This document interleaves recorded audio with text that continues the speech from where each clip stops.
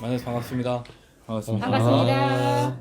어제 한 목사님을 김포에 이제 카페를 하시면서 중국에 계셨던 분이신데 이제 들어오셔서 그분은 중국 사람들이나 이제 조선족들을 대상으로 중국말을 하시니까 이렇게 이제 섬기시는 목사님이신데 그분이 그 단어를 말하더라고요. 영어에 세렌디피티. 그 단어가 뜻밖이 만난 우연 아니면 뜻밖에 만난 기쁨 뭐 이런 뜻인데 갑자기 이제 이 얘기하다가 단장님하고 저는 우연찮게 그러네요. 근데 우연은 없다 그런 생각이 들어서 참 죄송합니다 여러분. 이렇게 너무 좋아서 오늘 모이는 게 너무 좋으니까 말씀드린 거고요. 저희가 3년 또 4년 지금 이제 이 찬양과 말씀과 기도를 드리는데 한 분이 그런 얘기를 해주셨어요. 이거를 보시면서 꾸준히 우리가 사람 의식하지 않고 진짜 찬양과 말씀과 기도만 해왔는데 그거를 다 돌려보시는 처음부터 끝까지 매주 지금까지 나왔던 모든 것들을 보시는 분이 계셔서 많이 격려해 주시더라고요. 아, 우리가 해왔던 게 헛된 것이 없었구나. 우리가 나눴던 이 모든 것들은 누군가 보면 반드시 같이 찬양하고 기도하고 말씀을 또 들으면서 회복하는구나. 그래서 참 감사했습니다. 그래서 오늘 이 밤에도 우리가 그렇게 또 나갈 겁니다. 우리 영상은 그렇게 쓰임 받을 거고요. 또 지금 누군가가 같이 함께 찬양하고 계시다면 그 주님을 기억했으면 좋겠습니다. 그리고 우리의 마음이 하나님을 향했으면 좋겠습니다.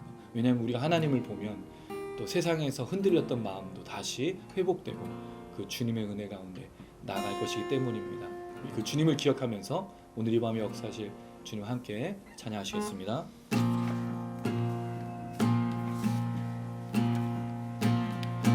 주님의 마음이 있는 곳, 주님의 시선이 있는 곳, 내가 있기 원하네.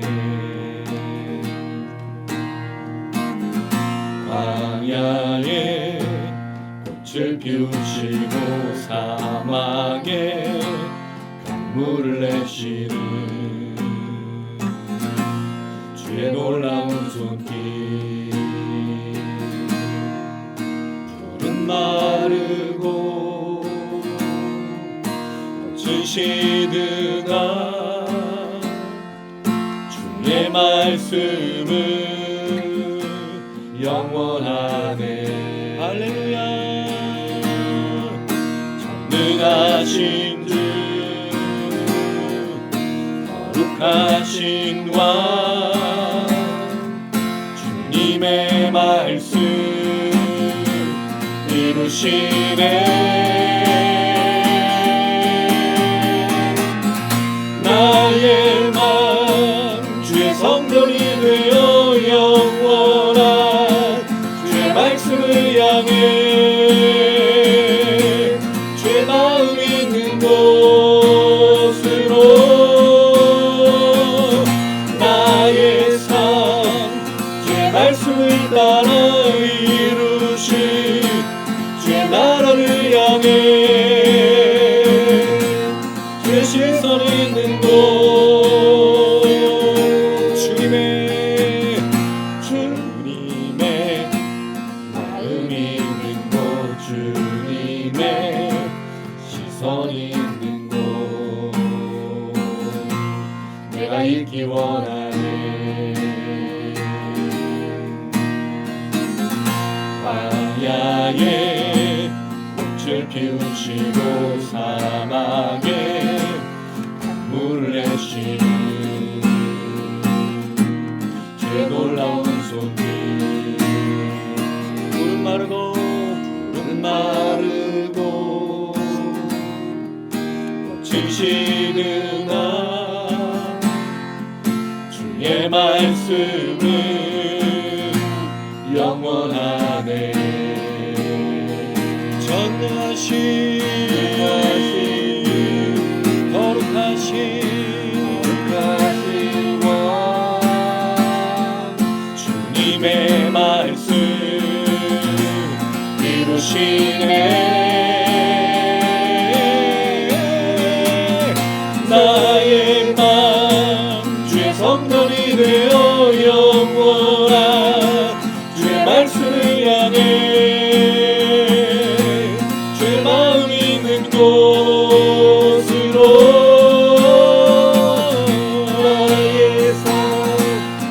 말씀을 따라 이루신 주의 나라를 향해 주의 시선이 있는 곳 나의 맘 주의 성전이 되어 영원한 주의 말씀을 향해 주의 마음 있는 곳으로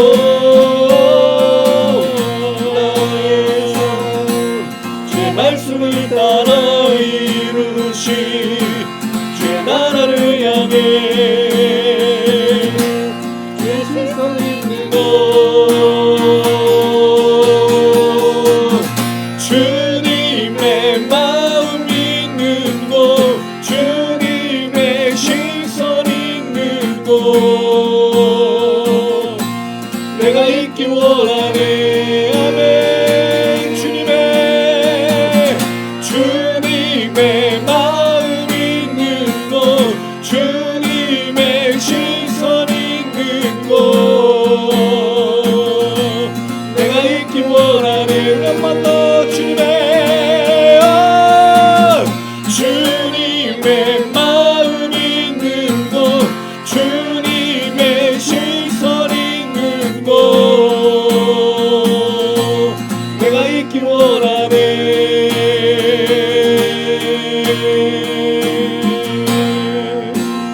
할렐루야 우리 주님이 보는 것을 보고 우리 주님이 원하시는 곳에 우리가 있길 원합니다.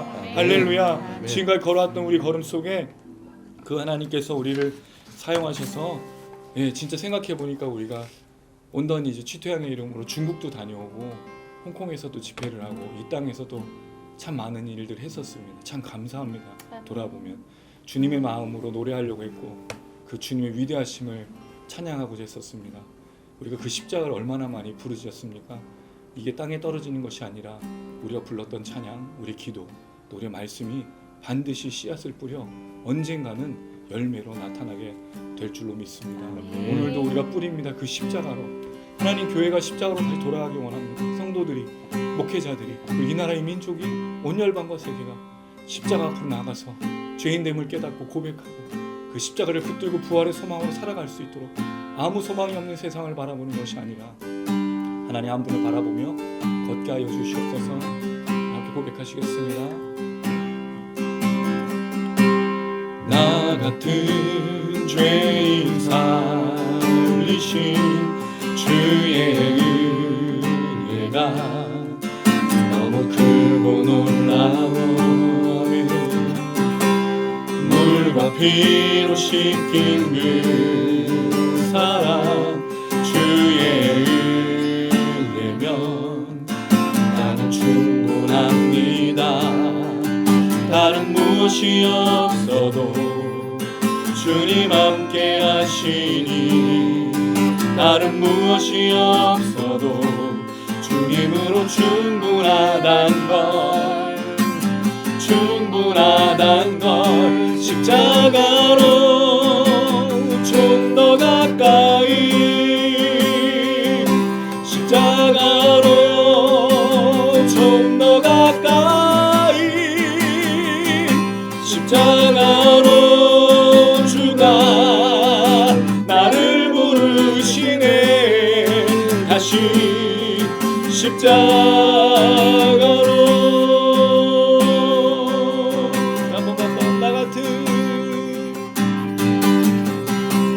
나 같은 죄인 살리신 주의 은혜가 너무 크고 놀라워 물과 피로 씻긴 그 사랑 주의 은혜면 나는 충분합니다. 다른 무엇이 없어도 주님 함께 하시니 다른 무엇이 없어도 주님으로 충분하단 걸 십자가로 좀 더 가까이 십자가로 좀 더 가까이 가까이 십자가로 주가 나를 부르시네. 다시 십자가로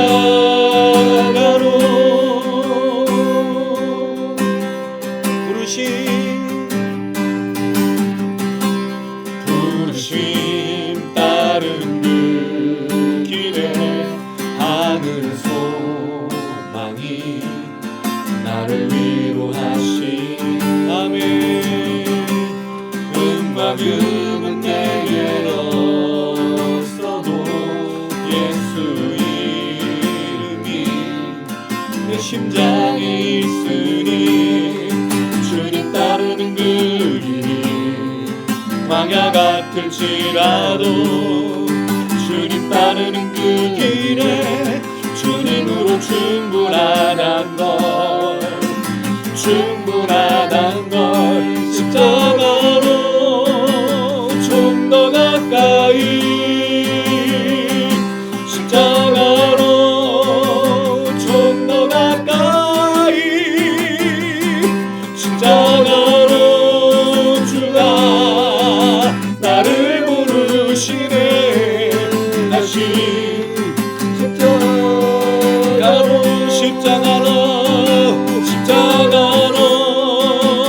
좀 더 가까이. 아멘.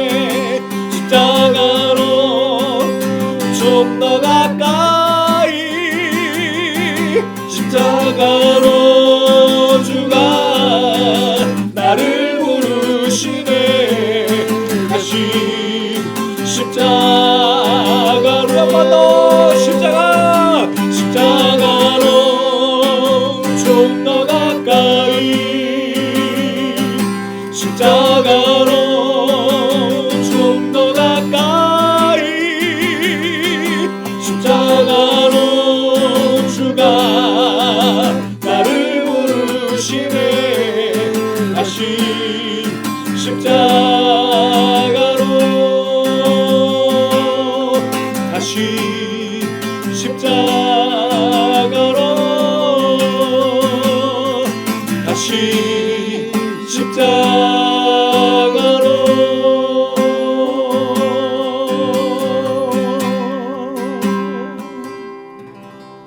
아멘. 예, 오늘 참 너무 좋은데요. 예, 너무 좋습니다. 우리가 주님의 십자가를 다시 부를 수 있다라는 건 정말 큰 은혜입니다.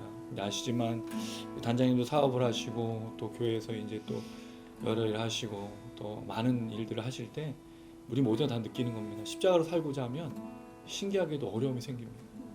또 그 십자가를 포기하게 만들고 고난이 찾아옵니다.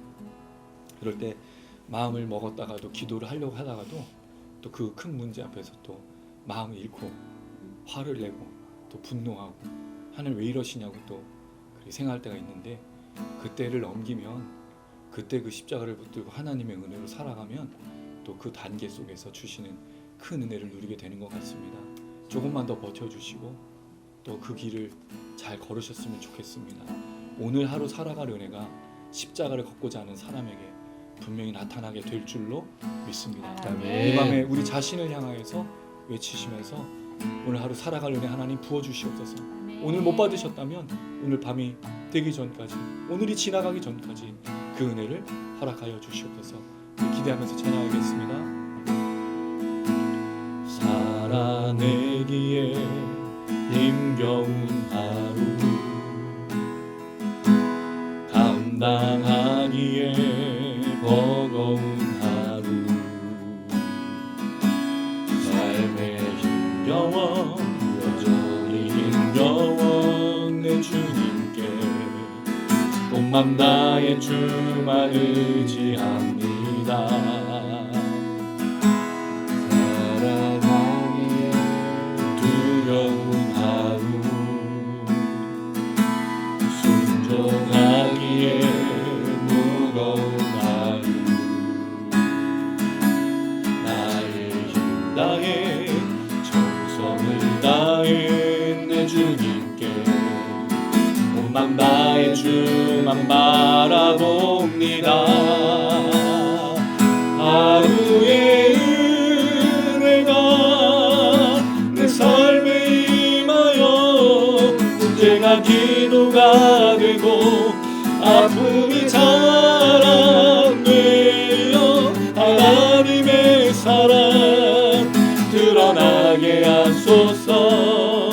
나를 구원하신 그 사랑 하루의 은혜가 이곳에 임하여 구하는 축복이 되고 상처가 간증되어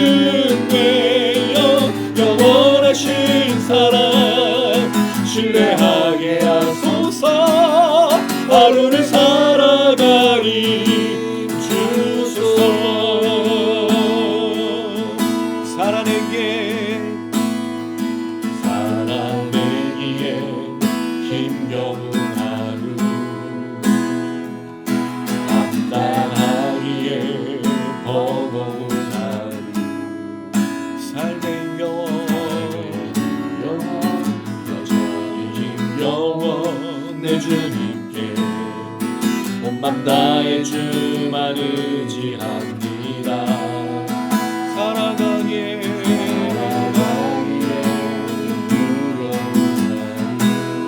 순종하기에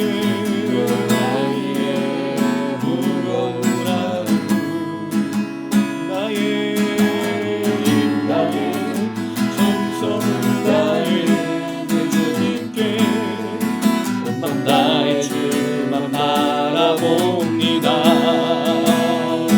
하루의 은혜가 내 삶에 임하여 문제가 기도가 되고 아픔이 자랑되어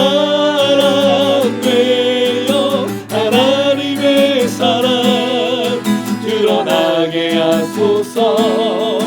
나를 구원하신 그 사랑 하루의 은혜가 이곳에 임하여 구하는 축복이 되고 상처가 간증되어 영원하신 사랑 신뢰하게 하소서.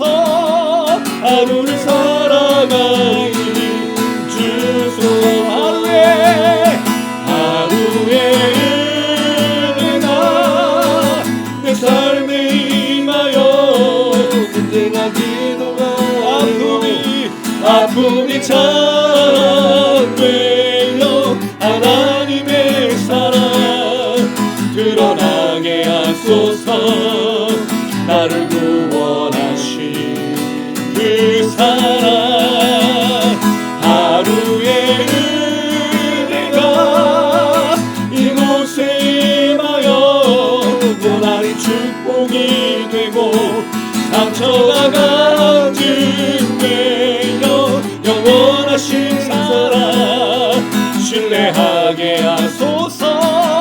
하루를 살아가리 하루의 은혜가 이곳에 이곳에 임하여 고난이 축복이 되고 상처가 간증되어 영원하신 사랑 신뢰하게 하소서. 하루를 살아가리 주소서. 하루를 살아가리 주소서. 하루를 살아가리 주소서.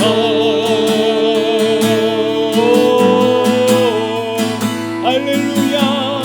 하나님 우리에게 은혜를 부어주시는 줄로 믿습니다. 오늘도 하루를 살아가는 은혜를 부어주시는 줄로 믿습니다. 우리를 불쌍히 여기시고 여겨주셔서 십자가를 단단히 붙잡고 부활의 소망으로 주님 오실 때까지 걷게 하여 주시옵소서. 세상 일에 일을 비하지 않게 하시고 날마다 채우시는 그 주님 놀라신 능력으로 이겨내게 하시고 가정을 향하여 아버지 교회를 향하여 이 나라 민족을 향하여 온 열방과 세계를 향하여 걷게 하여 주시옵소서. 이방 가운데 기름 부어주시고 축복하여 주시옵소서. 우리 주 한번 그리고 간절한 마음을 기도하시겠습니다. 주여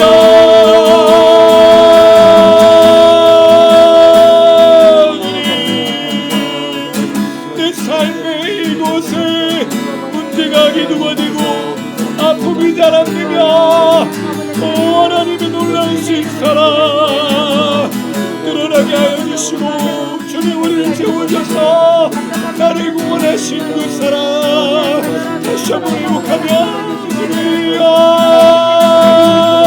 오 할렐루야 하나님 아버지 임하는 주님을 찾는 자들에게 그 있는 곳에 임하여 고난이 축복이 되고 상처가 간증이 되어 영원하신 그 하나님의 사랑 신뢰하며 하루를 살아가니 오늘도 살아가니 주여 주시면서 하나님 아침에 또 이 밤에 우리가 날마다 부르짖을 때 우리를 변하지 마시고 하나님의 우리 모든 영혼들을 기억하시고 그 외침과 그 두려움과 그 간증과 눈물과 아픔들을 하시오니 위로해 주시고 주님의 그 놀라신 사랑으로 치료되어지며 회복되어지며 하나님 불쌍히 여기시고 능히 여기셔서 오늘 밤 가운데 하나님의 위로를 하나님의 살으심을 하나님의 놀라우신 공의와 정의를 하나님의 인도하심을 하나님의 다스리심을 하나님 가운데 누릴 수 있도록 주님 아멘 아멘 할렐루야 하루를 살아가는 이 밤 가운데 주여 주시옵소서 하루를 살아가니 버틸 수 있는 능력 주님 아멘 아멘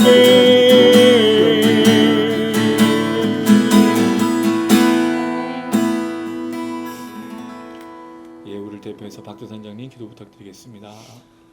사랑과 은혜가 충만하신 하나님 아버지 정말 너무나 감사합니다. 사랑하는 우리 치터널 미니스트리 이렇게 지체들이 함께 모여서 정말 화요 기도 모임을 함께 모일 수 있게 인도하시니 너무나 감사합니다. 아멘. 하나님 이 시간 저희들 마음을 합하여 주 앞에 기도할 수 있도록 도와주시옵시고 주의 말씀을 들으며 정말 주님을 찬양하는 시간 될 수 있도록 주여 인도하여 주시옵소서. 아멘. 하나님 그 이름처럼 늘 무릎 꿇고 기도하는 자들 될 수 있도록 주여 인도하여 주시옵시고 정말 그 흙의 냄새를 맡으며 하나님 앞에 기도하고 하나님과 동행하는 삶을 살아가는 자들 될 수 있도록 주여 인도하여 주시옵소서. 아멘. 하나님 저희들이 모이게 하신 데는 하나님의 뜻과 계획이 있는 줄로 믿습니다. 아멘. 하나님 아멘. 주님께서 저희를 모이게 하셨으면 또 저희들이 이렇게 이 모임을 이어가고 있다면 하나님의 놀라운 계획과 뜻이 무엇인지를 깨달아 알 수 있도록 주여 인도하여 주시옵시고 아멘. 주님께서 살아계신 하나님께서 함께하여 주시옵시고 정말 아버지 이 속에 정말 주의 말씀이 살아 움직이고 또 아버지 기도가 살아 움직이는 정말 놀라운 시간 될 수 있도록 주여 인도하여 주시옵소서. 아멘. 아버지 그래서 이 자리가 차고 넘칠 수 있도록 주여 인도하여 주시옵시고 아멘. 하나님을 두려워하며 하나님을 사랑하는 자들의 모임이 될 수 있도록 주여 인도하여 주시옵소서. 하나님 준비되어진 자들을 불러주시기를 원합니다. 저희들이 정말 아버지 하나님 두려워하고 떨고 아버지 정말 그 자리에 좌절하고 눕는 자 되지 않을 수 있도록 주여 인도하여 주시옵시고 아멘. 이러한 순간일수록 더 간절히 기도함으로 주님께서 함께 역사하실 수 있는 놀라운 시간 될 수 있도록 주여 인도하여 주시옵소서. 아멘. 하나님 정말 저희들이 정말 이 시간 함께 모여서 기도할 때 주님께서 역사하시는 모임이 될 수 있도록 주여 인도해 주시고 우리들의 뜻과 생각과 계획으로 있는 것이 아니라 하나님께서 직접 이루시며 역사하시는 아버지 모임이 될 수 있도록 주여 함께하여 주시옵소서. 아멘. 하나님 정말 오늘부터 또한 새로운 접번이 시작됩니다. 하나님 위정자들 위해 주여 함께하여 주시옵시고 윤석열 대통령과 모든 자들 위해 함께 하심으로 인해서 이 나라 민족이 정말 아버지 하나님을 두려워하고 하나님의 뜻에 따르는 아버지 민족이 될 수 있도록 주여 인도하여 주시옵시고 하나님 원하시는 그 길을 담대히 걸어가는 자들 될 수 있도록 주여 인도하여 주시옵소서. 또 위정자가 얼마나 중요합니까? 그들에게 정말 아버지 백성을 사랑하며 하나님을 사랑하는 마음을 품을 수 있도록 주여 인도하여 주시옵시고 정말 이 나라와 민족이 정말 올바른 길을 걸어갈 수 있도록 주여 인도하여 주시옵소서. 서로 위해 기도하고 중보할 자를 낼 수 있도록 주여 인도하여 주시옵시고 그동안 힘들어하고 좌절되고 또 정말 아버지 절망 속에 빠져있는 많은 사람들 많이 정말 여러 가지 힘들어하는 사람들에게도 힘을 주시고 지혜를 주시고 능력을 주시고 정말 하나님의 정말 놀라운 민족이 될 수 있도록 주여 함께하여 주시옵소서. 하나님 정말 저희들이 이 시간 주의 말씀을 듣기를 원합니다. 주의 말씀을 들을 때 아버지 정말 충만할 수 있도록 주여 인도하여 주시옵시고 정말 아버지 저는 목사님 정말 말씀을 증거하실 때 아버지 그 마음속에 있는 정말 놀라운 하나님의 말씀을 대언할 때 아버지 은혜가 넘칠 수 있도록 주여 인도하여 주시옵시고 영상을 보는 자들에게도 동일한 은혜를 더하여 주시옵시고 저희들이 하루하루 살아감에 있어서 정말 아버지 기쁨과 감사함으로 저희들 삶을 살아갈 수 있도록 주여 인도하여 주시옵소서. 어려움이 있을지라도 힘듦이 있을지라도 고난이 있을지라도 그것을 잘 견뎌내며 이겨낼 수 있도록 주여 인도해 주시옵시고 아멘. 그 속에 역사하신 하나님의 역사하심을 느끼고 고백하고 주여 간증하며 살아가는 삶 될 수 있도록 주여 인도하여 주시옵소서. 주께서 함께 하심을 감사드리며 예수님의 이름으로 기도드리옵나이다. 아멘. 아멘.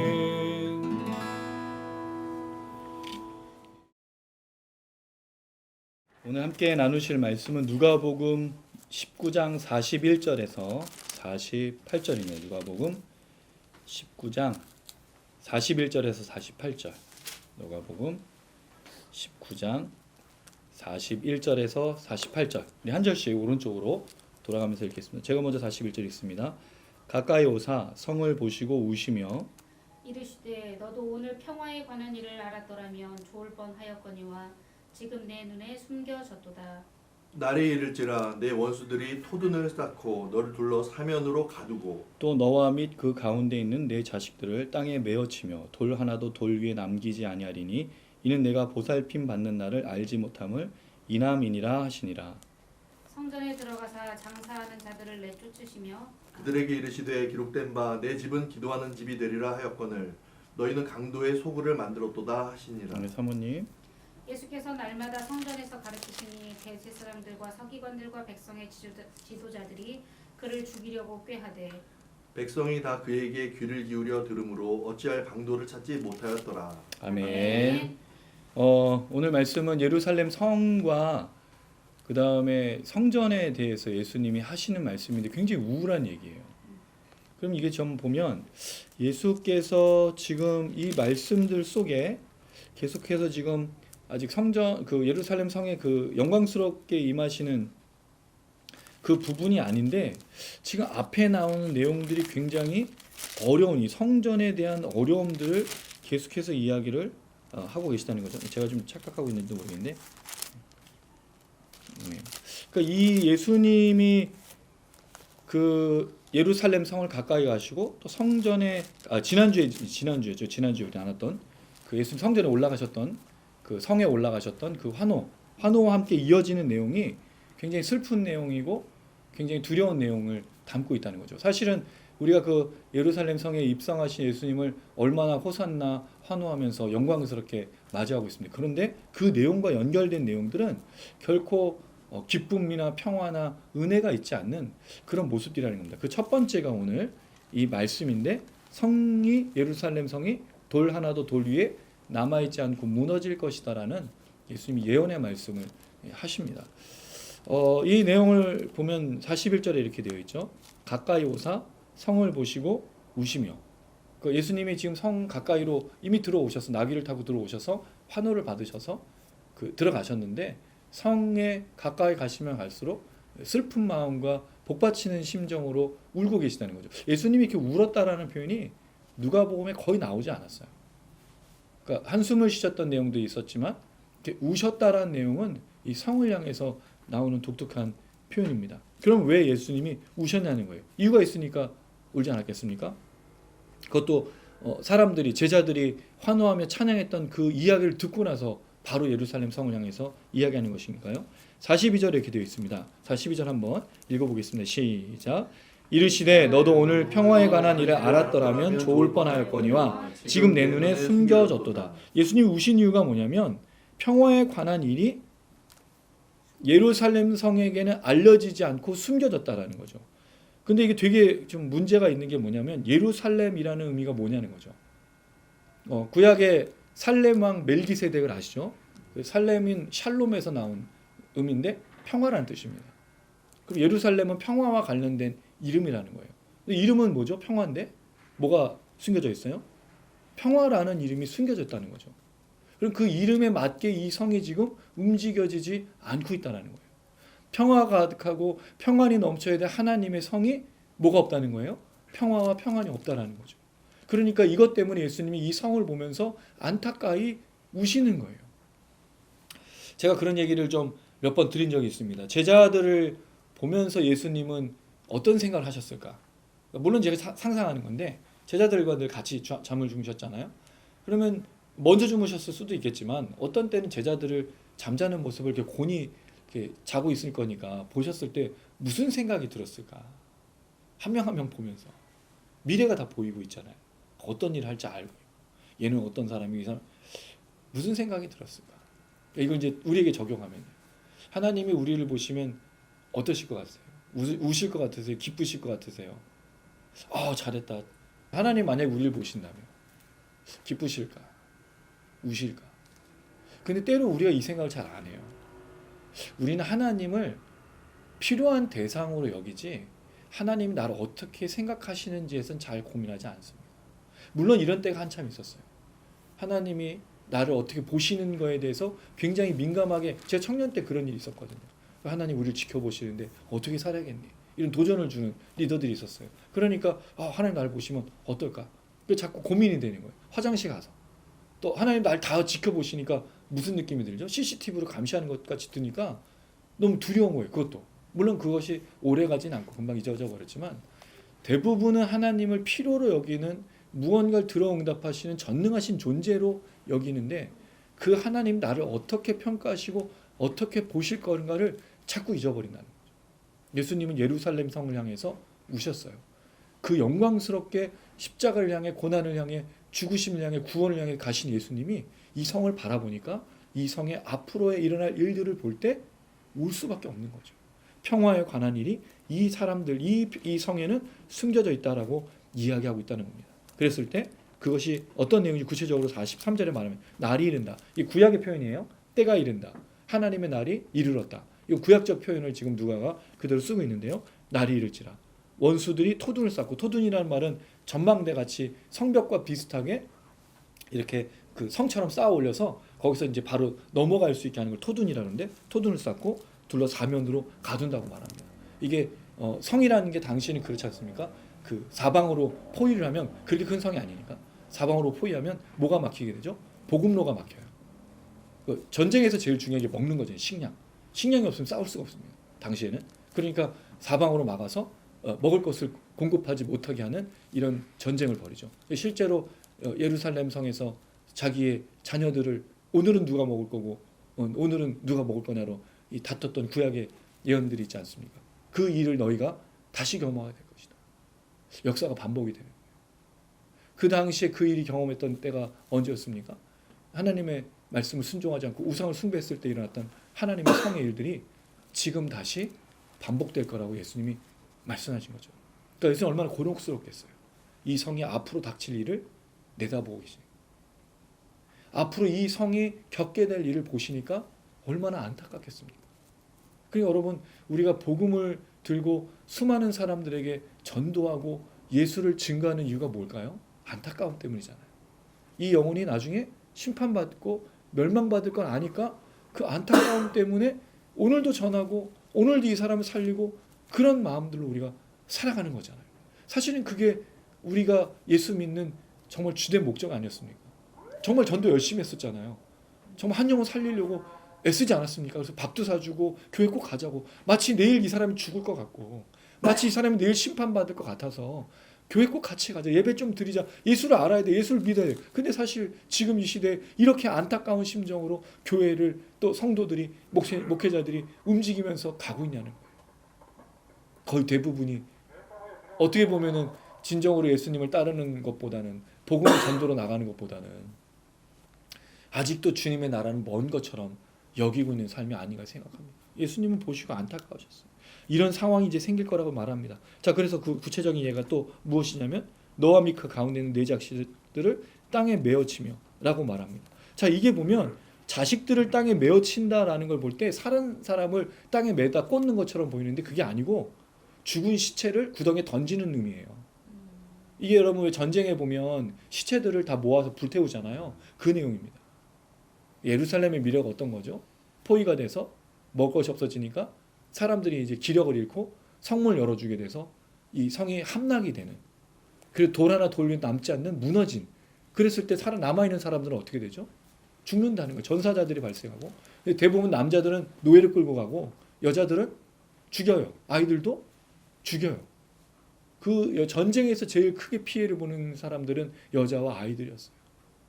이 참혹함이 이제 이 예루살렘 성에 임하게 될 것이다. 돌 하나도 돌 위에 남기지 아니하리니.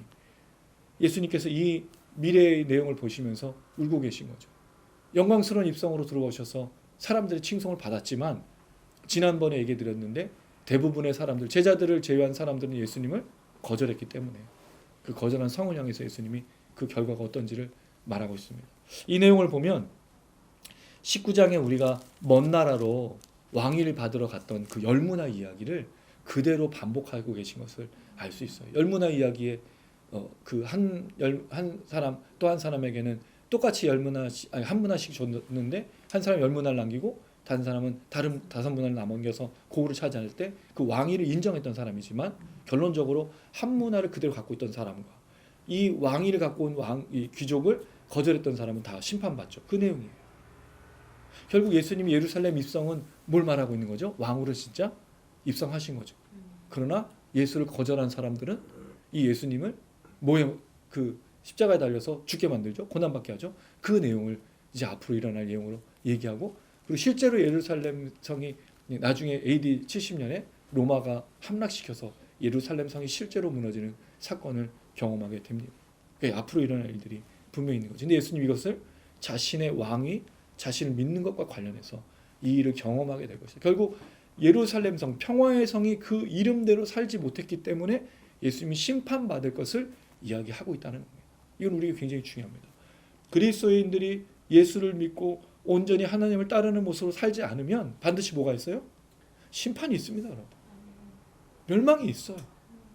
우리는 그냥 하나님이 넘어가는 것 같고 하나님 과연 심판하실까? 라고 의심할 수 있지만 전혀 그렇지 않습니다. 그가 뿌린 대로 반드시 거둔다라고 그랬어요. 그가 선한 것을 심었으면 선한 것으로 거둘 것이고 악한 것으로 심으면 반드시 악한 것으로 거둘 거라고 그랬습니다. 비록 이 시대에 그것이 보이지 않는다고 할지라도 주님 다시 오실 때는 양과 염소를 나누고 알곡과 쭉정이를 나누듯이 나눌 거예요. 홍해가 갈라지듯이 왼쪽과 오른쪽, 우편과 좌편을 나눌 거란 말입니다. 그러니 여러분, 우리가 이 말을 잘 기억해야 돼요.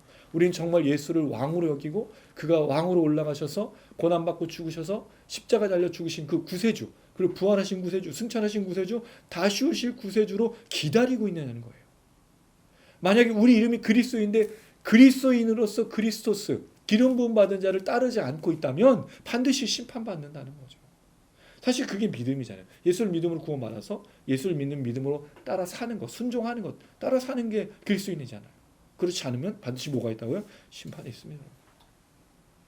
이 이야기를 정말 기억해야 돼요. 그리고 예루살렘 성이 진짜 무너졌다니까, 이 말씀처럼 무너지는 겁니다. 그래서 우리가 사실은 하나님께 우리가 아버지로서 간구하면서 도움도 간구하지만 피로도 간구하지만 하나님이 나를 어떻게 보시고 어떻게 심는 것을 보시는지를 깨달아야 돼요. 한 문화로 10문화를 만들기 위해서 애쓰고 있는지, 한 문화로 5문화를 만들기 위해서 애쓰고 있는지, 그 말씀을 순종하고 있는지를 반드시 점검해야 한다는 겁니다. 그럴 때 이 마지막 말이 중요한데요. 이는 내가는 같이 한번 읽어볼까요? 이는 내가, 시작. 이는 내가 보살핌 받는 나를 알지 못함을 이남이니라 하시니라. 이게 보살핌이라고 되어 있는데요. 사실은 이게 심판입니다. 그러니까 이 이야기를 정확하게 보려면 보살핌이라는 이 단어가 뭔가를 케어하는 의미도 있지만 사실 여기에 조사하다, 심판하다라는 뜻이 있어요. 그럼 결국 사실은 이게 보살핀다는 의미가 아니고 심판하는 거죠.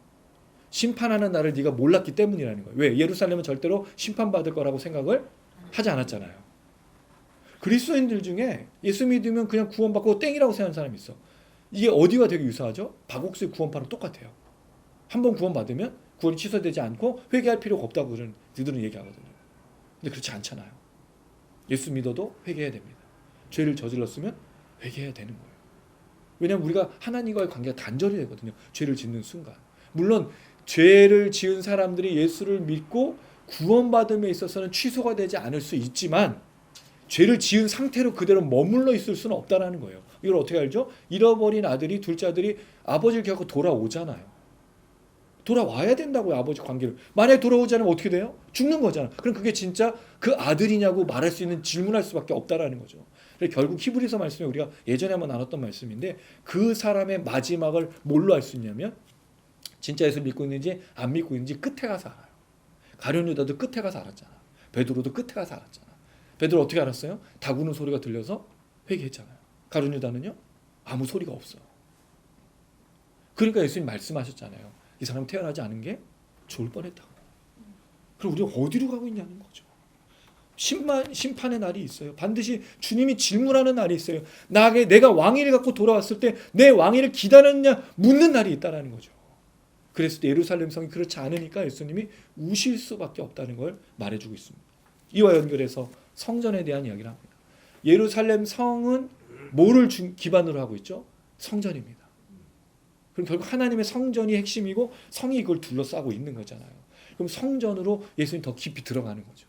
왜 이 예루살렘 성에 평화가 없을까? 예수님 이걸 이 성전으로 진단하고 계시는 거예요. 놀랍죠? 누가복음 이렇게 접근하는 거예요. 예수님 왜 성 얘기한 다음에 성전으로 가셨냐는 거죠. 이 성의 문제가 뭐에 있다는 거예요? 성전에 있다는 거죠. 그럼 그 성전의 문제가 뭐냐? 45절에 보니까 장사하는 자들을 내쫓으셨어요. 이건 다른 그 복음서에 다 나오는 내용이에요. 근데 요한복음은 차이가 있습니다. 요한복음은 그 사람을 내쫓지 않았어요. 물론 내쫓은 게 있는데 사람을 때리지 않았어. 누가복음은 때렸지만 요한복음은 뭘 때리냐면 짐승들을 쫓아내요. 왜죠? 예수님이 어린 양이기 때문에 그래요. 예수님 요한복음에선 자기가 어린 양이기 때문에 재물들을 쫓아내요. 요한복음의 표현은. 근데 누가복음은, 마태복음에, 마가복음은 사람들을 쫓아낸다는 거죠. 장사하는 사람들을. 이거 조금 달라. 이게 각 복음서마다 그 강조하는 내용들이 있어요. 굉장히 이게 중요한 내용인데 우리는 사실 좀 사복음서를 별로 특징적으로 잘 안 읽잖아요. 그냥 마태복음, 마가복음, 누가복음, 요한복음을 읽는데 사실 각자마다 보는 관점들이 조금 틀려요. 그래서 그거를 이해하면서 보면 훨씬 더 깊이 있게 볼 수 있다는 거죠. 특별히 누가복음은 뭐에 관심이 많았다 그래서 제가 가난한 자. 정말 가난한 자에 너무 관심이 많았어요. 근데 그 가난함이 돈이 없는 그 가난함만이 아닌 영혼의 가난함까지 다 포괄적으로 말하고 있는, 당시에 조롱받고 멸시받고 구원에 제외되었던 그 사람들을 말하고 있죠. 자, 장사하는 자들을 내쳐주시면서 아주 중요한 말씀을 하세요. 읽어볼게요. 시작. 그들에게 이르시되 기록된 바 내 집은 기도하는 집이라 하였거늘 너희는 강도의 소굴을 만들었도다 하시니라. 우리가 잘 아는 말씀이잖아요. 그게 말씀하셨어요. 기록된 바라는 말은 구약의 말씀이겠죠. 신약은 그 당시에 예수님 당시에 기록이 되지 않았으니까 구약의 말이겠습니다. 내 집은 기도하는 집이 되리라. 너희는 강도의 소굴을 만들었도다. 자, 이 본문을 이해하려면 어떻게 하는 게 좀 좋을 것 같으세요? 단어의 의미를 찾는 게 중요하겠죠. 기도하는 집이라는 것, 강도의 소굴. 근데 이 이야기만 단어의 의미로만은 이해하기는 좀 쉽지 않아요. 그래서 여러분 그 성경을 잘 읽어보시면 내 집은 기도하는 집이다라는 부분에 뭐가 있죠? 기억이 있어요. 너희는 강도의 소굴이라에 니은이 있습니다. 예, 있죠. 그리고 그 기억을 찾아보니까 뭐라고 되어 있습니까? 이사야서 50장 7절. 니은은요? 예레미야 7장 11절. 그냥 든 게 아니에요. 이걸 쓴 이유가 뭘까요? 종이가 남아가지고 여백에다가 그 자랑하려고 쓴 게 아니고 예, 참고하라는 거죠. 그럼 참고해 볼까요? 자, 이사야서 먼저 56장 7절입니다. 그럼 누가는 이 56장 7절을 어떻게 인용하는지를 생각해 볼 수 있어요. 56장 7절. 56장 7절. 자, 6절부터 7절을 읽으면 더 좋을 것 같습니다. 6절은 제가 읽고 7절은 여러분이 읽어주세요. 또 여호와와 연합하여 그를 섬기며 여호와 이름을 사랑하며 그의 종이 되며 안식일을 지켜 더럽히지 아니하며 나의 언약을 굳게 지키는 이방인마다 내가 곧 그들을 나의 성산으로 인도하여 기도하는 내 집에서 그들을 기쁘게 할 것이며 그들의 번제와 희생을 나의 제단에서 기꺼이 받게 되리니 이는 내 집은 만민이 기도하는 집이라 일컬음이 될 것입니다. 자, 지금 내용을 보니까 이사야서 56장은 누구에게 하는 말씀이냐면 이방인에게 하는 말이에요. 대상이 이방인이었어요. 근데 이방인이 어떤 사람이었습니까? 여호와 연합하고 여호와를 섬기고 여호와를 사랑해. 그럼 이 사람들은 이방인에서 개종한 사람들이겠죠. 하나님을 믿는 사람들이 이 이방인이 들어온 거예요. 하나님 믿는 백성들의. 자, 그들을 향해서 하나님이 뭐라 그랬냐면 이들이 내 성산으로 인도되어서 그 집에서 기도하게 될 것이라는 예언의 말씀이에요. 이방인들이 하나님을 믿게 되고 그들이 기도하는 집으로 들어오게 된다는 거죠. 그래서 내 집은 만민이 기도하는 집. 그래서 만민은 여기 뭐가 포함된 거예요? 이방인이. 물론 누가는 만민이라는 말을 뺐어요. 그래서 그냥 기도하는 집이라고 말했지만 누가가 이 만민의 의미를 삭제할 리가 없습니다. 왜죠? 누가 보면 아까 핵심적인 내용이 뭐라 그랬습니까? 가난한 자. 가난한 자에는 누가 포함되어 있을까요? 병든 자, 귀신 들린 자, 조롱받고 멸시받는 자. 그 조롱받고 멸시받는 핵심이 누구였을까요? 이방인이잖아요. 과부, 고아, 사마리 사람들. 그럼 이사야의 말씀을 누가가 기록한 걸 보면 이 집은 만민이 기도하는 집, 가난한 자, 저는 자, 조롱받고 멸시받는 자들이 기도하는 집이 되어야 되는데 실제적으로는 어떻게 됐죠? 가난한 자, 고아, 과부, 이방인들이 그 하나님 앞으로 나올 수 있었을까요? 성전에 제사를 드리러? 철저하게 배격당했죠. 대제사장과 서기관들이 예배드리지 못하게 했어요. 어린아이가 예수님께 가까이 못하게 했던 것처럼. 물론 13세 이하의 남자들은 가지만 과부, 고아 이런 아이들은 고아는 못 갔어요. 그럼 결국 만민이 기도하는 집이 아니었죠. 누구만 기도하는 집이 된 거예요? 대제사장과 서기관과 바리새인과 특권층만 가는, 특권층만 하나님을 바라보는, 특권층만 구원받는 그런 집이 돼버린 거예요. 원래 이사야의 예언은 이방인이 하나님을 알게 돼서 함께 그 만민이 기도하는 놀라운 역사들이 일어나는 집이었는데 예수님이 와서 봤을 때는 아무나 하나님께 나아갈 수 없는 그런 집이 돼버린 거죠. 만민이 기도하는 집이 아니고 무슨 집이 된 거예요? 그냥 기도하는 집이 된 거예요. 누구만 기도하는 집이 된 거예요. 원래 하나님의 계획은 모두가 다, 이방인까지도 구원받아서 함께 예배드리고 기도하고 제사드리는 집이어야 하는데 그렇게 되었다고 예수님이 말씀하시는 거죠. 그리고 이어서 이 집은 현재 상태는 기도하는 집이 아니고 뭐가 된 거죠? 강도의 구렬, 소굴이 되었다. 자, 이거는 예레미야 7장 11절이에요. 예레미야 7장 11절로 또 가보겠습니다. 자, 7장 11절. 예레미야 7장 11절. 네, 11절 읽겠습니다. 시작. 내 이름으로 일컬음을 받는 이 집이 너희 눈에는 도둑의 소굴로 보이느냐? 보라, 나하고 내가 그것을 보았노라. 여호와의 말씀이니라. 자, 이 말씀에 보면 지금 이 하나님의 집이 강도의 소굴처럼 되었느냐? 보라, 내가 그것을 보고 있다. 왜냐하면 그 앞에 10절에 보면 이 집에 들어서 내 앞에 서서 말하기를 우리가 구원 얻었나이다 하고 말하는 가증한 일을 행하는 사람들이 있기 때문입니다. 근데 왜 그러냐면 그게 앞선 내용에 다 기록이 되어 있어요. 자, 앞에 보시면 4절. 너희는 이것이 여호와의 성전이라, 여호와의 성전이라, 여호와의 성전이 하는 거짓말을 믿지 말라. 왜냐하면 5절에 보니까 7절까지 한번 읽어볼게요. 제가 5절, 당신이 6절, 단장님 7절 읽어주세요. 너희가 만일 길과 행위를 참으로 바르게 하여 이웃들 사이에 정의를 행하며 이방인과 고아와 과부를 압제하지 아니하며 무죄한 자의 피를 이곳에서 흘리지 아니하며 다른 신들 뒤를 따라 화를 자초하지 아니하면 내가 너희를 이곳에 살게 하리니 곧 너희 조상에게 영원 무궁토록 준 땅이니라. 결국 이 이야기가 이스라엘 백성들에게 구체적으로 실현되지 않았기 때문에 강도의 소굴, 도둑의 소굴이 된 겁니다. 그 하나님의 집이. 무엇 때문에요? 길과 행위가 참으로 바르게 되지 않고 이웃과 그 사람들 사이에 정의를 행하지 않았고 이방인과 고아와 과부를 압제하지 말아야 되는데 압제했기 때문인 거죠. 무죄한 자의 피를 흘렸고 다른 신을 따라 화를 자초했어요. 이게 예레미야가 예언한 거잖아요. 실제적으로 이스라엘 백성들이 포로로 잡혀간 이유가 뭡니까? 이 말씀대로 순종하지 않았기 때문이에요. 그러니까 하나님의 성전, 하나님의 예배하는 제사하는 장소에서 결국 강도의 소굴이 된 거죠. 그러니까 강도의 소굴이 단지 그 도둑들과 도둑이 아니라 그 거기서 무언가 물물 교환해서 그 돈을 갖고 와가지고 재물을 물물 교환하는 것 가지고 얘기하는 게 아니에요.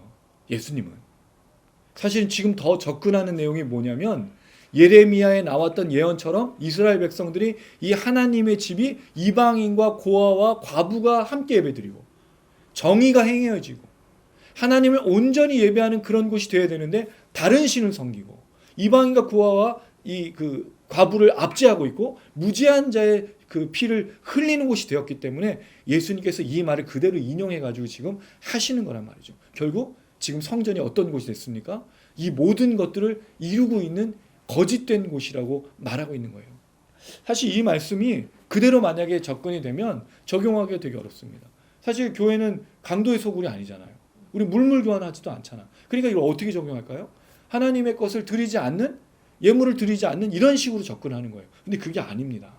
그 당시에 사람들은 대제사장과 서기관들, 그 교회에서 그 성전에서 일하는 사람들의 허가를 얻어서 물물 교환을 했어요. 당연한 거였어요. 왜냐하면 자기가 어린 양을 갖고 왔는데 흠 없는 어린 양이 며칠째 오다가 보면 흠 있는 어린 양이 되고 죽으니까. 그래서 그런 식이 돼서 허용해서 대제사장들 서기관들이 했는데 이걸 그냥 고지고대로 해서 지금 이 시대에 적용하기는 어렵다는 거죠. 그럼 본문 말씀이 뭐로 도하느냐? 예레미야 7장에 있는 말씀을 그대로 보면 지금 이스라엘 백성들이 섬기고 있는 이 성전이 진정한 성전이 될 수 없다는 거죠. 마치 예레미야의 시대에 우상을 숭배하고 다른 신을 섬기는 것, 그리고 무지한 자의 피를 흘리고 있고 거기서 이방인과 과부와 고아를 압제하고 있었기 때문이라는 거죠. 이걸 어떻게 알 수 있습니까? 나중에 이 본문 말씀과 연결해서 과부의 두 랩돈 얘기가 나와요. 성전에서 제일 많이 헌금을 내는 사람은 누구죠? 대제사장들, 서기관들이잖아요. 그 예배를 섬기고 제사를 섬겼던 당시 그 영적 지도자들이 헌금을 제일 많이 냈어요. 근데 예수님께서 과부의 두 랩돈을 칭찬하셨잖아요. 이 여인은 생활비 전부를 드렸다.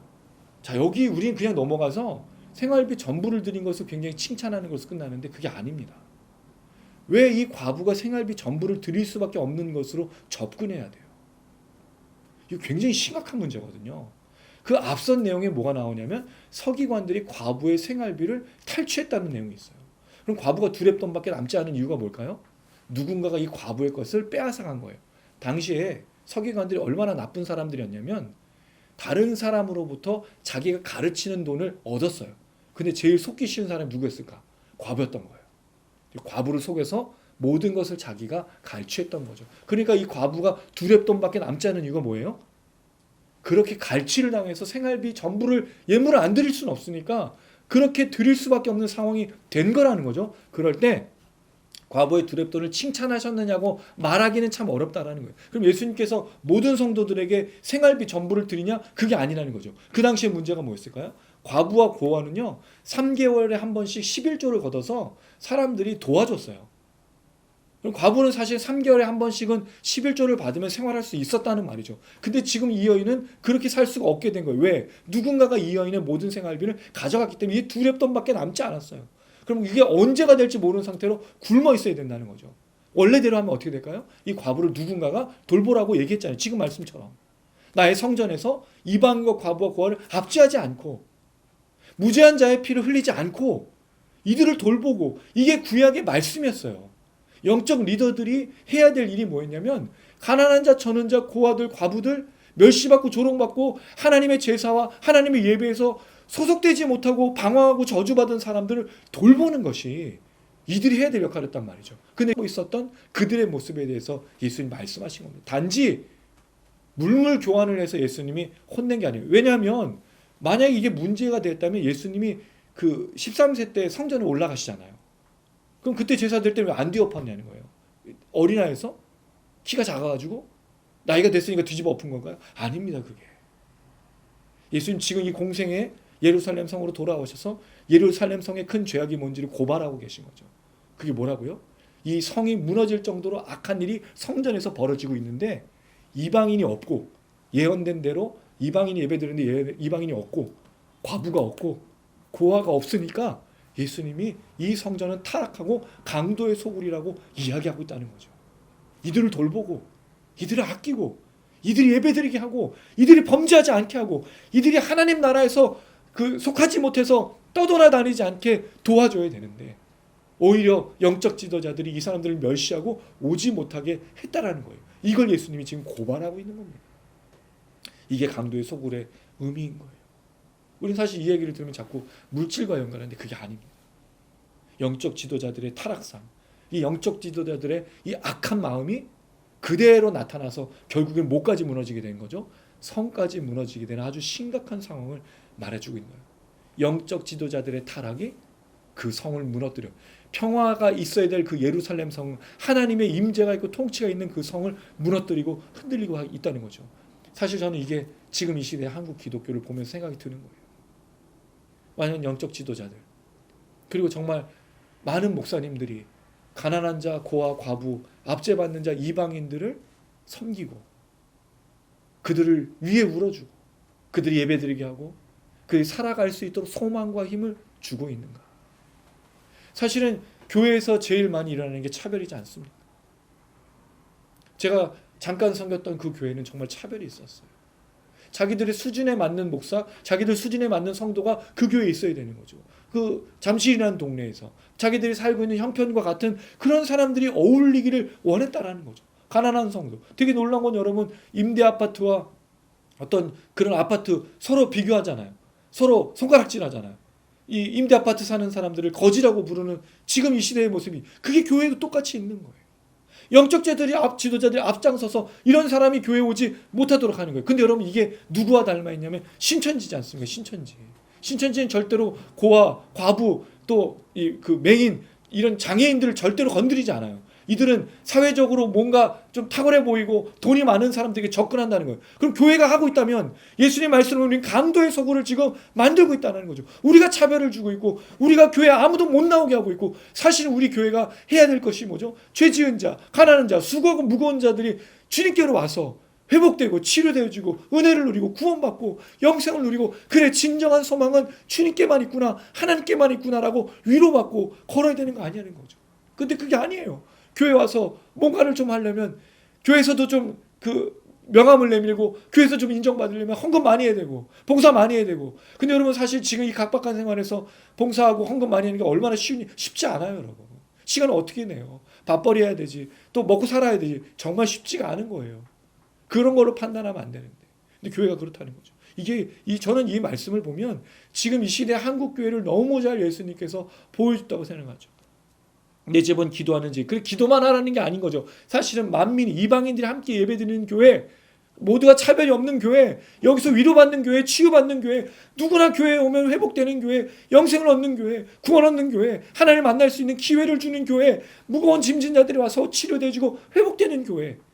목사님의 설교를 통해서 세상에서는 차별을 경험하고, 세상에서는 억압을 경험하고, 세상에는 착취를 경험하지만 여기 오면 내가 사람 사는 것 같고, 내가 하나님께 정말 사랑받는 자녀인 것 같고, 교회 왔더니 그런 설교를 듣고 그런 찬양을 부르고, 성도들이 그렇게 서로 격려해주고 위로해주고, 성도님 힘내십시오, 우리가 당신을 위해 기도하고 우리가 함께 갈 겁니다라고 말해줄 때, 이게 교회여야 되는 거잖아요. 근데 그 당시에는 그렇지 않았던 거죠. 강도에 서우려고, 누구 것을 빼앗고 착취하고 억압하고, 너희들은 여기에 들어올 수 없고, 너희들은 저주받은 사람이니까 하나님의 백성이 아니라고 말했던 그 타락상을 예수님이 말하는 거죠. 예루살렘 성이 무너진 것은 예루살렘 성전이 무너졌기 때문에 성이 무너지는 겁니다. 저는 그렇게 생각해요. 교회가 무너지면 가정이 무너집니다. 교회가 무너지면 나라와 민족이 무너집니다. 교회가 회복돼야 돼요. 우리나라가 잘 사느냐 못 사느냐가 더 중요한 것은, 교회가 교회다울 때, 성도가 성도답고 목회자가 목회자다울 때 하나님의 역사가 일어나서 그 나라가 아름다운 나라가 된다라는 거죠. 저는 이게 되게 중요하다 생각이 돼요.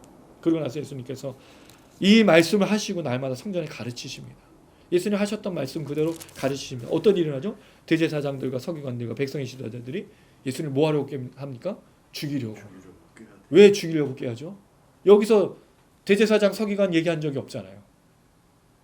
여기서 대제사장과 서기관들을 비난한 적이 없잖아요. 근데 왜 이들을 죽이고자 하죠? 예수님 말씀하신 이 인용 구절에 있어요. 이들이 예레미야 이 말씀을 몰랐을까요? 이들이 이사야 말씀을 몰랐을까요? 잘 알고 있었죠. 이 사람들은 말씀을 외우고 있었어요. 구약의 말씀을 신봉했어요. 잘 알고 있었단 말이죠. 근데 예수님이 그 말씀으로 공격했을 때 무슨 의미인지 알아들었던 거예요. 자기들 때문에 이 말씀을 인용하고 있다는 것을 그들이 알고 있었던 거죠. 결국 강도의 소굴을 만든 자가 누구라는 거예요? 그들이라고 얘기한 거를 그들이 깨달은 거죠. 그래서 예수님을 죽이려고 꾀했던 거예요. 이런 건 잘 알아들어. 이런 거는 하나를 알려주면 열을 알아들어. 왜 하나님의 말씀을 듣고 회개하는 거는 못 알아듣는데, 왜 이렇게 자기를 공격하고 자기를 미워하고. 그래서 여러분, 목사님들이 설교할 때마다 성도들이 그런 생각을 되잖아요. 아, 저 목사님 나를 저 표정으로 본 건 이 말씀 나를 위해서 한 거야, 나에게 공격한 거야, 이렇게 오해를 하는 일들이 굉장히 많다고 하잖아요. 그렇게 받아들이는 거예요. 예수님 그렇게 말씀하신 게 아니에요. 물론 영적 지도자들의 책임이 있지만 모든 성전과 지금까지 일어났던 일들에 대한 예수님 경고했던 거죠. 그랬을 때 이 사람들이 멈추는 일이 이거예요. 48절 읽어보겠습니다. 시작. 백성이 다 그에게 귀를 기울여 들으므로 어찌할 방도를 찾지 못하였다. 이 사람들이 예수님을 죽이지 못한 이유가 뭐죠? 음모를 꾸미고, 백성들 때문이었어요. 백성들의 인기가 만만치 않았잖아요. 왜? 예루살렘에 입성을 어떻게 했어요? 제자들이 막 거기다가 깔고 사람들이 막 환호하고 호산나 다윗의 자손이여 막 외치고 예수님 왕처럼 왔잖아요. 그러니까 그 백성들이 너무 많으니까 어떻게 하지 못하는 거예요. 예수님 인정한 게 아니라 사람들의 눈이 무서워서 아무것도 하지 못하는 사람들로 나타나는 거죠. 이 이야기를 왜 기록했을까요? 그럼 예루살렘 성은 어떻게 되는 겁니까? 예루살렘 성전은 어떻게 될까요? 무너진다는 얘기를 하고 있는 거죠. 거기에 핵심적인 사람들이 변화하지 않는 한 예루살렘 성전은 돌아올 수가 없고 예루살렘 성도 돌아올 수가 없는 겁니다. 저는 이 말씀을 보면서 이제 말씀 정리할 때 1차적인 책임은 목회자들에게 있어요. 영적 타락이 어떻게 시작될까요? 교회가 무너지는 것이 누구 때문일까요? 목사들 때문입니다. 우리가 깨어있지 않으면 우리가 압제하고 이들을 차별하고 억압하고 착취하고 이들이 하나님께 나아가는 걸 방해하고 당신 같은 사람은 우리 교회 필요 없어 이렇게 얘기하고 있다면 당신 같은 사람들은 이 교회는 합당하지 않습니다라고 내쫓고 있다면 우리 교회는 이런 교회라고 해서 이런 식으로 가야 되니까 당신들과 맞지 않고 있다고 한다면 이미 그 타락은 시작돼서 성전이 무너지고 돌 하나도 돌 위에 남지 않게 되는 영적 타락이 일어나고 있는 겁니다. 목회자들이 먼저 이 말씀을 기억하면서 백성들이 많아서 예수를 죽이고자 했지만 두려워서 못 쫓아내는 게 아니라 우리 이 말씀을 듣고 나를 향한 말씀인 줄 깨닫고 무릎 꿇고 회개하는 역사가 나타나기를 주님의 이름으로 축원합니다. 목회자가 그렇게 기도하고 그렇게 설교하면 누가 알아듣죠? 성도들이 알아듣습니다. 성도들이 이 이야기를 듣고 함께 목회자하고 함께 기도할 거 아닙니까? 그래서 역대하 7장 14절처럼 내 성전에서 하늘을 향하여 죄를 회개하면 내가 반드시 들으리라. 교회에서 회개의 역사, 이 말씀을 부여잡고 지금 일어나고 있는 모든 교회의 잘못된 것들을 멈추게 해달라고 하나님께 은혜를 간구할 때 하나님 들어주지 않으시겠냐는 거죠. 다시 교회로, 다시 목회자로, 다시 성도로 걸어갈 때 이 예루살렘 성전에 임했던 평화, 구원의 역사, 생명의 역사가 다시 나타나게 될 줄로 믿습니다. 저는 위기는 기회라고 봅니다. 우리 그런 얘기 많이 하잖아요. 사업하시는 분들은 정말 많이 얘기하지 않습니까? 그리고 사업을 하시는 분들이 대단한 거는 위기를 위기로만 여기는 게 아니라 그걸 보고서 기회로 여기면서 무언가 도전한다는 거예요. 지금이 바로 그때입니다. 교회가 일어날 때고 목회자가 일어날 때고 성도들이 일어날 때입니다. 분명히 기도하고 말씀을 그대로 묵상하고 순종하는 사람들을 통해 하나님 그 일을 이루실 줄로 믿습니다. 그런 대한민국 한국교회 되기를 주님의 이름으로 축원합니다. 아멘. 예, 우리 말씀 또 들은 대로 기억하면서 같이 찬양했으면 좋겠습니다. 우리 기도했으면 좋겠습니다. 오늘 말씀 예루살렘 성을 향해서 예루살렘 성전을 향해서 말씀하셨습니다. 결국 성이 무너진 것은 성전이 무너졌기 때문이에요. 그런데 아무도 그것을 무너졌다 생각 안 했을 겁니다. 왜? 예배가 드려지고 있었고 매일 제사가 올려지고 있었고 기도의 향불이 타지 않았기 때문입니다. 그럼 예수님 볼 때는 이미 제사는 없었던 겁니다.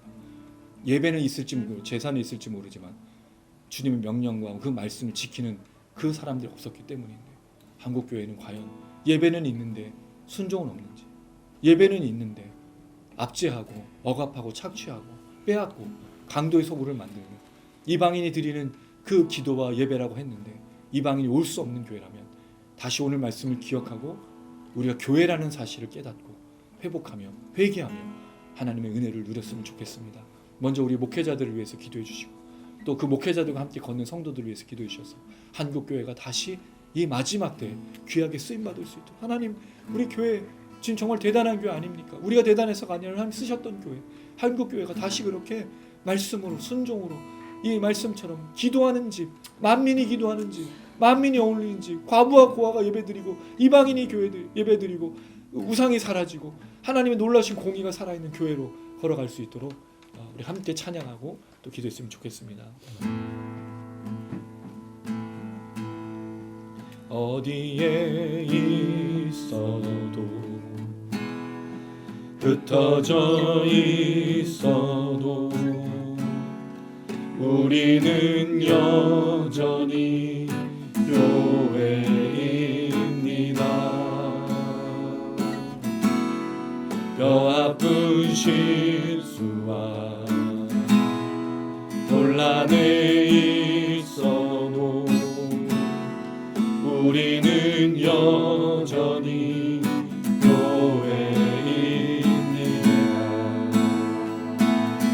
주 마음 알기를 주 얼굴 보기를 세상 사랑한 주님 닮게 되기를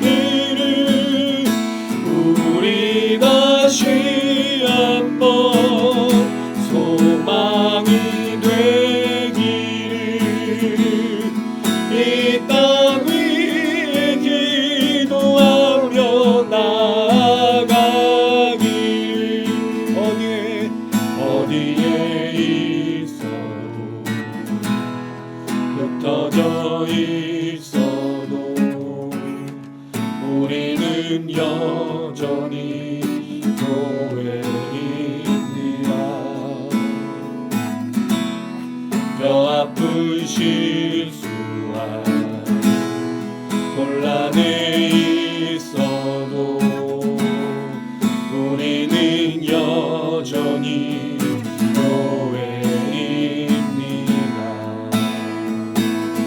주 마음 알기를 주 얼굴 보기를 세상 사랑한 주님 닮게 되기를 우리 다시 한번 소망이 되기를 이 땅 위에 기도하며 나가기를 상황은 무섭고 힘겨울 때에도 주님을 여전히 사랑합니다. 여전히 나쁘와 실패가 있어도 주님을 여전히 사랑합니다. 주 마음 알기를 주 얼굴 보기를 세상 사랑한 주님 닮게 되기를 우리 다시 한번 소망이 되기를 아멘. 이 땅 위에 기도하며 나가 주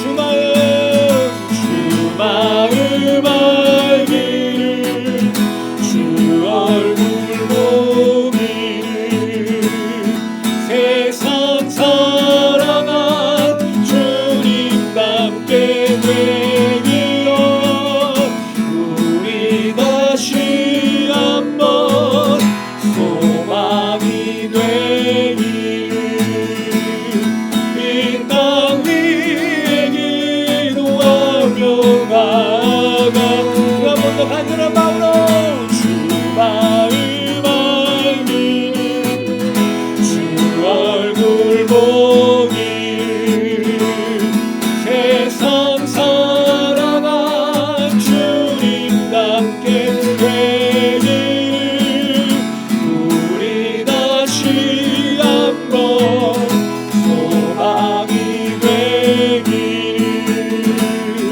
이 땅 위에 기도하며 나가기를 할렐루야. 하나님 여전히 교회가 있습니다. 여전히 하나님의 사람들이 있습니다. 목회자들이 있고 성도들이 있습니다. 먼저 하나님이 남겨주신 사람들, 하나님의 말씀을 품고 순종하는 많은 목회자들과 성도들이 그 믿음과 마음을 잃지 아니하고 교회를 다시 회복할 수 있도록 도와주셔서 떠나면 하나님 기도할 때 많은 목회자들과 성도들 혹시 이 말씀처럼 무너져 가고 있고 또 다른 어떠한 것을 쫓고 있다면 돌아오게 하여 주시옵소서. 우리 목사님들이 우리 교회가 우리 성도님들이 다시 그 말씀으로 올 수 있도록 도와주시옵소서. 그 나라의 이 나라 민족 가운데 교회 가운데 다시 부흥의 역사를 일어나고 회복의 역사를 일어나고 하나님의 말씀만 숨쉴 수 있도록. 왜냐하면 하나님의 교회니까요. 왜냐하면 하나님 부르신 사람들이니까요. 하나님의 소명을 주신 목회자들이니까요. 주여 불쌍히 여기시고 그 일을 위해서 다시 한번 이 나라의 민족 가운데 교회 가운데 주님의 역사를 이루어 주시옵소서. 우리 주여 머무르고 간절한 마음으로 기도하시겠습니다. 주여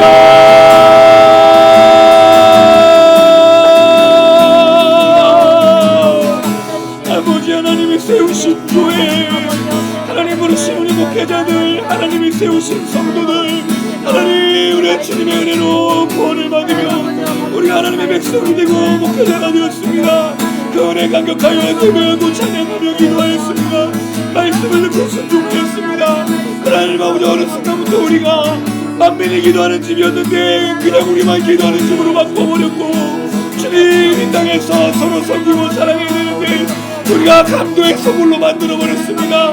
압제하고 억압하고 착취하고 교회에서 하나님 아버지 주님의 사랑과 은혜가 나누는 것이 아니라 주님 우리 영적으로 타락하며 주님을 나오지 못했던 더러운 추악한 일이 있었으니 주여 우리를 불쌍히 여기시고 다시 한번 교회가 알게 되게 하시고 이 땅을 사랑하는 주님의 마음을 품게 하여 주시고 우리도 다시 한번 소망이 되어질 수 있도록 주여 이래 회개 역사를 일어나고 가보자는 깨닫는 역사를 일어나고 주께로 돌아오는 역사에 가여 주면서 주님이 세우신 목사님들이 아닙니까? 주님 부르신 목사님들이 아닙니까? 주님이 사랑하시고 구원하신 성도들이 아닙니까? 하나님 그들을 돌게 하시고 깨닫게 하시고 주의 말씀으로 돌아오게 하여 주셔서 더불어 하나님 아버지 주님의 눈물로 간구하며 교회가 바뀌기 위해서 주님의 믿음을 바뀌기 위해서 성도들을 바뀌기 위해서 목회자가 바뀌기 위해서 스스로를 찔찔하고 눈물로 간구하는 많은 목회자들과 많은 성도들을 위로하여 주셔서 엘리야에게 열어가 있던 7,000명의 남은 자처럼 끝까지 수고하며 끝까지 믿음으로 감당하여 만민이 기도하는 집으로 모두가 함께 찬양하며 예배하는 과부와 고아가 주님을 바라보고 희망의 주님을 찬양하며 온갖 더럽고 추악한 말 떠나가고 하나님의 정의와 공의가 있는 교회가 되고 그런 나라 민족이 될 수 있도록 애쓰고 수고하는 모습으로 날마다 나아갈 수 있도록 하나님 잡아주시고 내 기도가 다시 울려 퍼지며 주님 위기라고 하지만 기회로 우리가 무릎 꿇고 기도하며 교회를 바꾸고 새롭게 하고 목회자들의 주님의 은혜로 모두를 감당을 나눌 수 있도록 하나님 마지막 때에 우리가 허락하여 주셔서 주여 우리를 불쌍히 여시고 우리 우리를 위해서 하나님의 은혜만 하나님의 말씀만 하나님의 역사만 이 땅 가운데 일어나고 교회 가운데 일어나고 주님을 알아볼 수 있도록 인도하여 주셔서 주여 우리가 다시 한번 주께로 나아가 주님의 은혜로 채우셔서 이 마지막 때에 소망이 되어주고 희망이 되어주는 교회 수고하고 무거운 짐진 자들 죄 지은 자들 주님 이 땅에 어디에 갈 곳이 없어서 방황하는 자들을 우리가 불러모아 치유하고 회복하고 주님의 은혜의 영광 안에도 녹여 완전히 새로운 사람으로 창조하고 회복되어지는 구원 역사 나타날 수 있도록 하나님 역사하시고 인도하여 주셔서 하나님 아버지 예수님께서 수많은 사람들에게 환호를 받으시고 그 나귀를 타시고 예루살렘에 입성하셨습니다. 그 성에 입성하셨습니다. 영광과 찬양을 받으셨지만 이상하게도 예수님은 슬피 우셨습니다.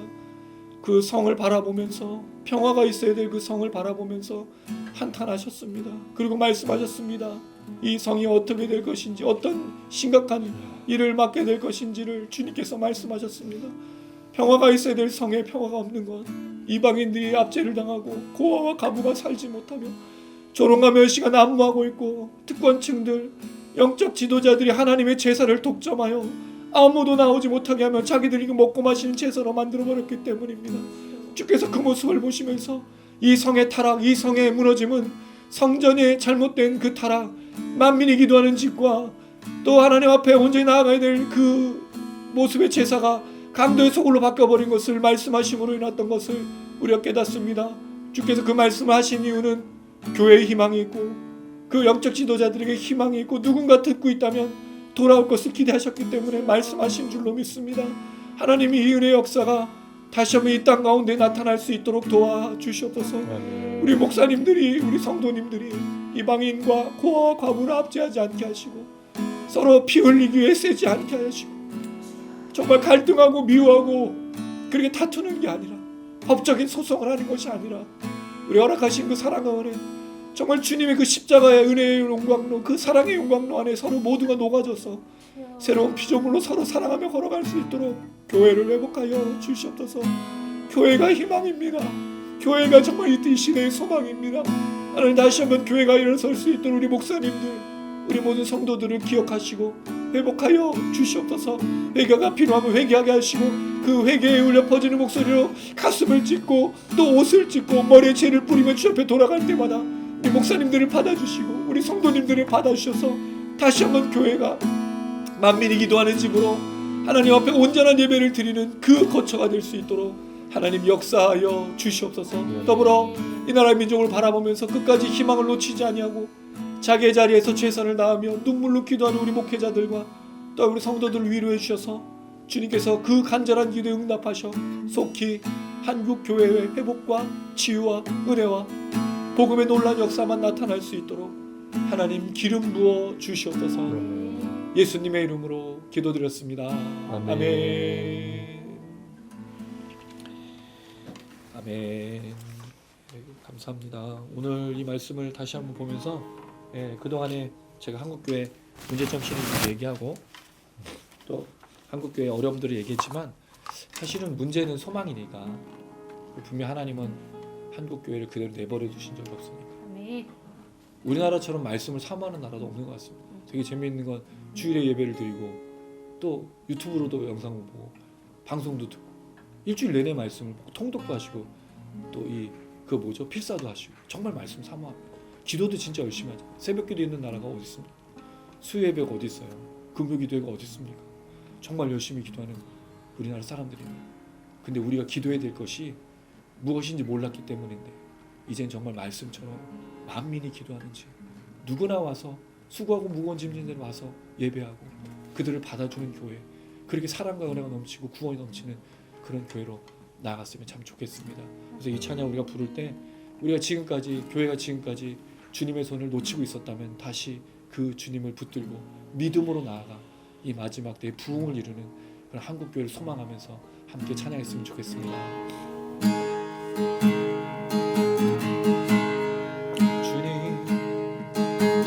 주님 제 마음이 너무 둔해서 주님을 볼 수 없습니다. 이 땅에 속하여 이 땅만 보다가 주님 손을 놓쳤습니다. 나는 나그네로 왔는데 왜 주저앉게 되었나. 나는 정직인데 언제부터 내 삶의 주인이 되어버렸나. 믿음이 없이는 기쁘시게 못하나니 고된 수고도 다 헛된 뿐이라. 믿음이 없어서 무너진 삶의 모든 자리에 다시 주님을 기다립니다.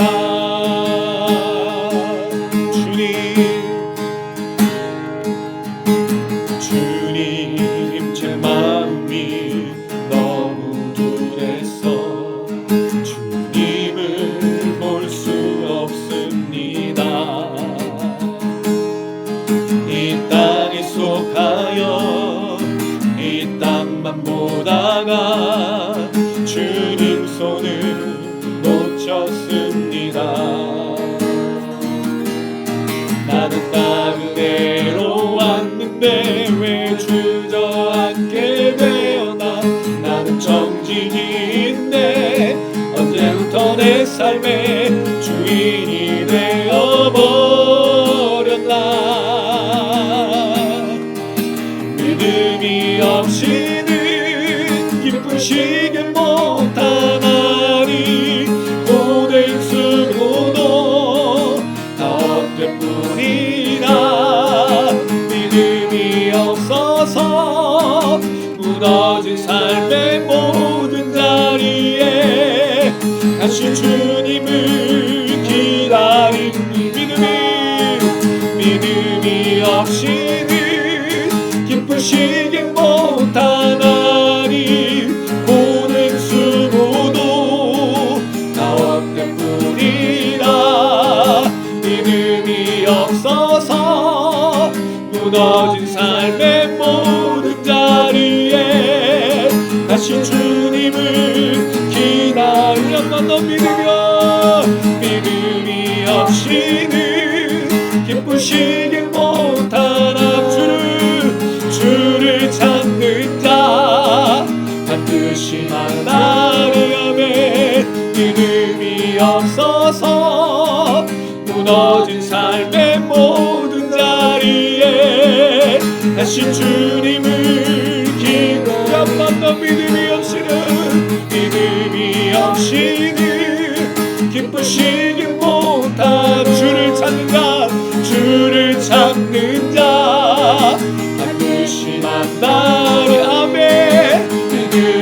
주시옵소서. 무너진 삶의 모든 자리에 다시 주님을 기다립니다. 다시 주님을 기다립니다. 다시 주님을 기다립니다. 할렐루야. 우리 무너진 자리에 주님이 다시 찾아오셔서 우리에게 말씀하시고 그 뿌린 씨앗대로 역사해 주실 줄로 믿습니다. 주여 우리를 긍휼히 여기셔서 불쌍히 여기셔서 나그네로 왔는데 헛된 것을 붙잡고 주님을 붙들지 못했다면 용서해 주시고 이제는 다시 믿음으로 주님을 기쁘시게 하길 원하고 다시 믿음으로 주님을 찾는 자가 되어 주님이 우리의 삶의 자리를 주관하셔서 교회가 교회 되어지고 목회자가 목회자 되어지고 성도가 성도 되어지고 이 땅 가운데 부흥의 역사, 회복의 역사, 가정의 회복되어지고 치료되어지고 온전한 말씀이 회복되어지고 흘려보내는 삶으로 나갈 수 있도록 하나님 역사해 주시옵소서. 우리 간절한 마음으로 기도하시겠습니다. 주님,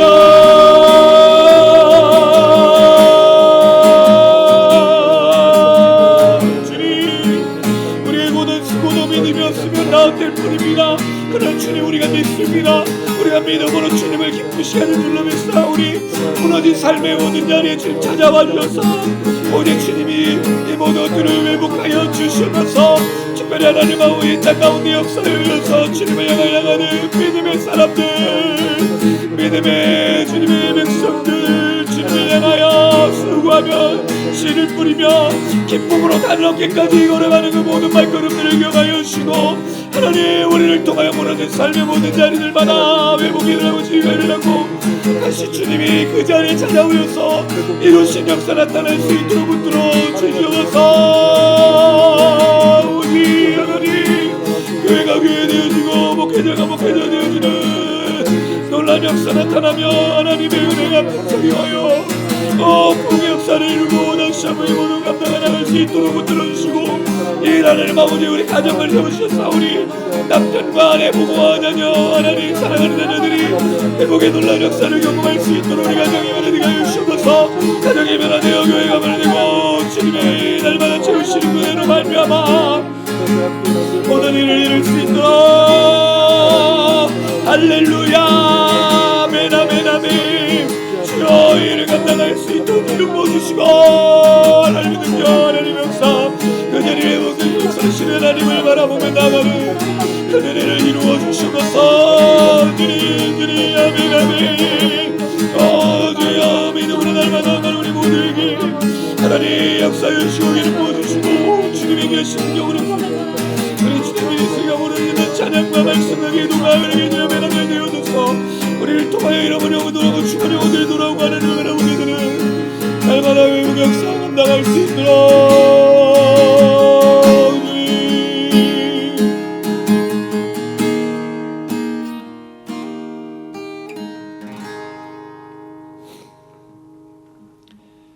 감사합니다. 하나님 아버지 우리가 진짜 붙들어야 될 것이 무엇인지 우리가 이 땅을 살아가면서 어떤 것을 소망으로 둬야 될지 다시 한번 생각하게 하시니 감사드립니다. 영적 지도자들이 과부의 것을 탐내고 가져온 모든 재물을 탐내어 강도의 소굴을 만들고 이방인들이 함께 참여하는 예배, 과부와 거를 돌아보는 예배, 무죄한 자의 피를 흘리지 않는 그런 예배를 드려야 되는 것을 놓쳤던 그 삶에 오늘 기도하게 하시고 다시 우리가 거래될 것이 무엇인지 무엇을 붙들어야 되는지 알게 하시니 감사합니다. 우리 목사님들이 예수를 붙들게 하여 주시옵소서. 예수를 믿게 하시고 그 예수가 유일한 길이시며 소망이라는 사실을 늘 기억하게 하시고 우리 목사님들의 그 변화된 삶과 변화된 설교와 변화된 그 순종의 기도와 변화된 그 찬양을 통하여 성도들이 치유받게 하시고 회복받게 하시고 우리 성도들이 목사님을 통하여서 위로받게 하시고 살아 역사하시는 주님이 그 자리에 계심을 깨달을 수 있도록 도와주시옵소서. 그래서 교회들마다 울려 퍼지는 찬양과 말씀과 기도가 우리 목사님들을 통하여 놀라운 하나님의 말씀으로 채워지며 정말 주의 살아계심을 날마다 기억하고 깨닫는 그런 놀라운 역사 나타날 수 있도록 기름 부어 주시옵소서. 더불어 하나님 아버지 말씀을 사모하고 기도를 사모하는 우리 모든 성도님들이 하나님 말씀을 듣고 그 말씀을 가슴에 새기고 가정으로 돌아가 남편과 아내로 부모와 자녀로 또 직장에서 상사와 또 부하 직원과 동료로 살기 위해 쓰고 또 맡은 삶의 터전에서 주님을 닮은 모습으로 주님의 향기를 드러내고 또 품어내고 그렇게 순종하고자 할 때 우리 성도님들을 통하여 이 땅이 치유되어질 수 있도록 기름 부어 주시옵소서. 성도님들이 살아야 가정이 살아나며 성도님들이 살아야 교회가 살아나며 성도님들이 살아나야 이 땅이 살아나는 줄로 믿사오니 우리 귀한 성도님들을 사용하여 주시고 수고하고 무거운 짐진 자로 와서 예배드릴 때 주님을 만나서 치료를 경험하여 다시 돌아가 그 수고하고 무거운 짐진 자가 어떻게 변화됐는지를 찬양하며 감사하며 증거하는 삶이 될 수 있도록 날마다 역사하여 주시옵소서. 이 시작을 통하여 한국교회가 부흥하게 되고 이 땅에 다시 한번 주님의 나라가 부활의 소망을 가진 나그네들이 주님만 붙잡고 걸어가는 놀라운 능력과 은혜의 날이 오게 될 줄로 믿습니다. 이래 하나님 아버지, 우리 지토양 미니스트리 화요 기도 모임과 화요 찬양 집회를 불러주셨사오니 끝까지 감당할 수 있도록 기름 부어주시고 사랑하는 단장님과 우리 모든 지체들을 기억하여 주셔서 매주 화요일마다 말씀과 찬양과 기도에 하나님의 놀라운 역사 나타나게 하여 주시옵소서. 우리가 함께 모여 찬양할 때마다 새 역사가 나타나게 하시고 하나님의 찬양과 창조와 놀라운 구원 역사만 넘칠 수 있도록 인도하여 주시옵소서. 더불어 영상을 시청하시는 분들이 함께 찬양할 때, 그 찬양을 부르고 기도할 때, 말씀을 들을 때 심령이 뜨거워지고 예수를 더 깊이 깨닫고 소망과 은혜를 누리고 걸어갈 수 있도록 하나님 기름 부어 주시옵소서. 감사드리며 예수님의 이름으로 기도드렸습니다. 아멘. 가슴에 손 얹으시기 바랍니다. 지금은 우리 주 예수 그리스도의 은혜와 하나님 아버지의 무한하신 사랑과 성령의 교통의 인도 충만하심이 오늘 이 시간 그 성이 무너지고 그 성전이 무너진다는 이야기를 들을 때 그 성전과 그 성이 왜 무너지는지를 깨닫고 만민이 기도하는 집 하나님 앞에 모두가 함께 은혜롭게 영광 돌리며 찬양하며 예배드리는 그러한 성전으로, 그러한 교회로, 그러한 나라 민족으로, 그러한 가정으로 날마다 걸어가길 소망하는 우리 모든 지체들 머리 위에, 영상을 시청하시는 분들 위해, 이 나라의 민족과 목회자들과 성도들 위해 이제로부터 영원토록 함께 계실지어다. 아멘. 아멘. 아멘.